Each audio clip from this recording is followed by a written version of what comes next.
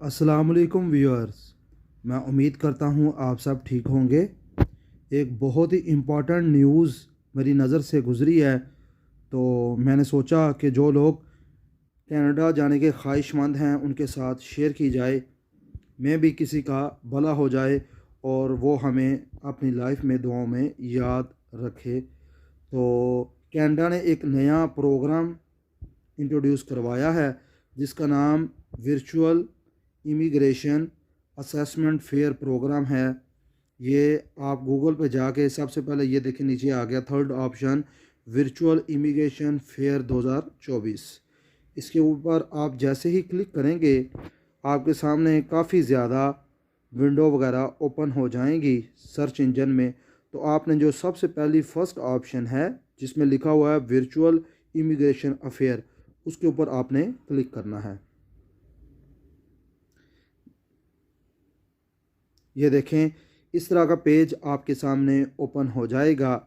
ये जो immigration programme है ये कनेडियन गवर्नमेंट ने 18 जनवरी 2024 को 6 बजे वो लाइव किया था और इसकी जो डेडलाइन है वो 24 जनवरी 2024 तक है, शाम 6 बजे तक।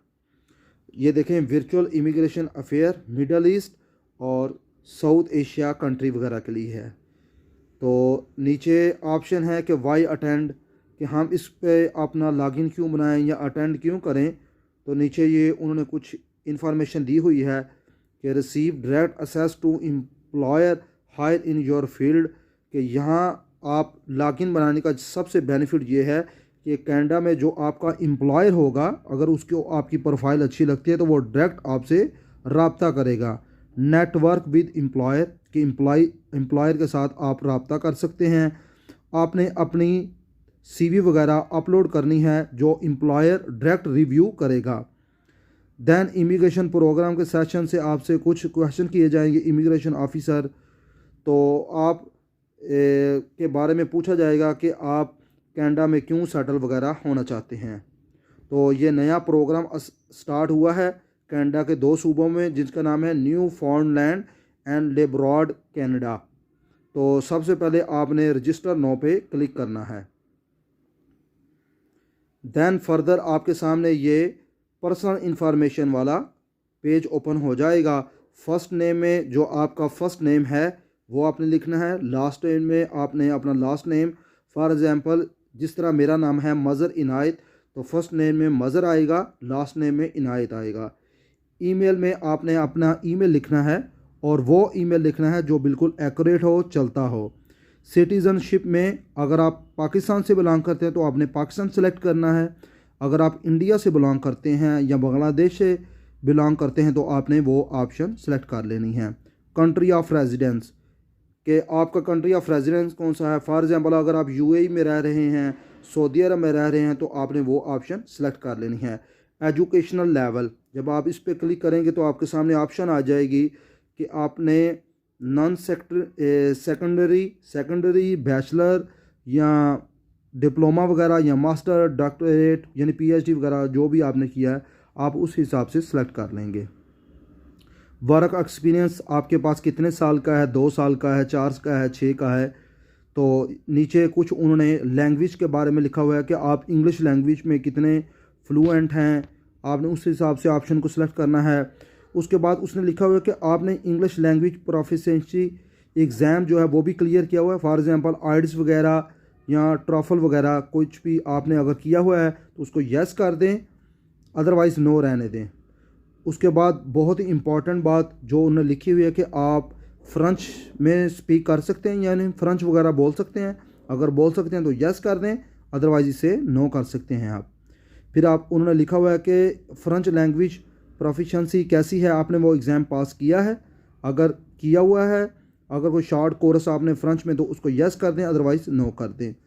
फिर उसने लिखा हुआ है कि आपने ये जो प्रोग्राम है जो कनाडा ने इंट्रोड्यूस करवाया है इसके बारे में आपने कहाँ से सुना है।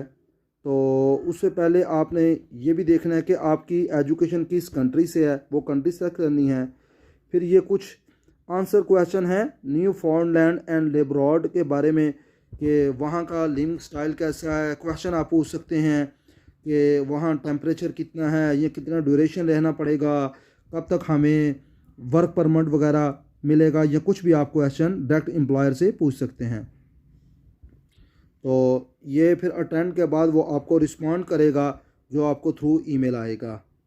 तो वो लास्ट पे आपसे पूछ रहा है कि आपने इस इवेंट के बारे में कहाँ से सुना, सोशल मीडिया से, फैमिली एंड फ्रेंड से, वर्ल्ड ऑफ माउथ से, यानी बाय स्पीकिंग सुना आपने, तो सोशल मीडिया ऑप्शन सेलेक्ट कर लेते हैं। बहुत ही इम्पॉर्टेंट पार्ट है इस रजिस्ट्रेशन का, वो है अटेंड सीवी टेम्पलेट, कि आप पाकिस्तान में जो सीवी का फॉर्मेट यूज़ करते हैं आपने उसे यूज़ नहीं करना। आपने इसके ऊपर अटैच सीवी टेम्पलेट, यानी ये सीवी का फॉर्मेट है जो कैनेडियन गवर्नमेंट ने यहाँ बार में दिया हुआ है, आपने उस हिसाब से अपनी सीवी को आराम से के साथ बना के proper step by step, then आपने अपलोड सीवी चूज़ फाइल में आपने यहाँ अपलोड कर देना है। देन आपने लास्ट पे करना है I am not a रिबोट, just आपने यहाँ क्लिक करना है और फाइल को आपने सबमिट कर देना है। जैसे ही आप फाइल को सबमिट करेंगे तो आपकी ईमेल आईडी पे ईमेल आपको शो हो जाएगी। ये देखें, मैं आपको ईमेल भी दिखा देता हूँ। ये देखें, वर्चुअल इमिग्रेशन अफेयर, मैंने 20 जनवरी को अप्लाई कर दिया है। जैसे ही आप उस पर अप्लाई करेंगे तो इमिग्रेशन की तरफ से ये देखें, government of Newfoundland and Labrador Canada की तरफ से आपको मेल आ जाएगी। उसमें सारा लिखा हुआ है कि इसकी डेडलाइन कब तक है, मेन वेबसाइट का लिंक दिया हुआ है, आपकी ईमेल का लिंक दिया हुआ है। तो ये 24 जनवरी 2024 के बाद आपको फिर ईमेल आएगी। तो आपने ये लिखा हुआ है, in order to complete your registration please click on this link, इस लिंक के आपने क्लिक कर देना है। देन सेकंड एक ईमेल भी आपको आएगी जिसमें आपको लिखा होगा कि गुड डे मज़र, this is a confirmation that your profile has been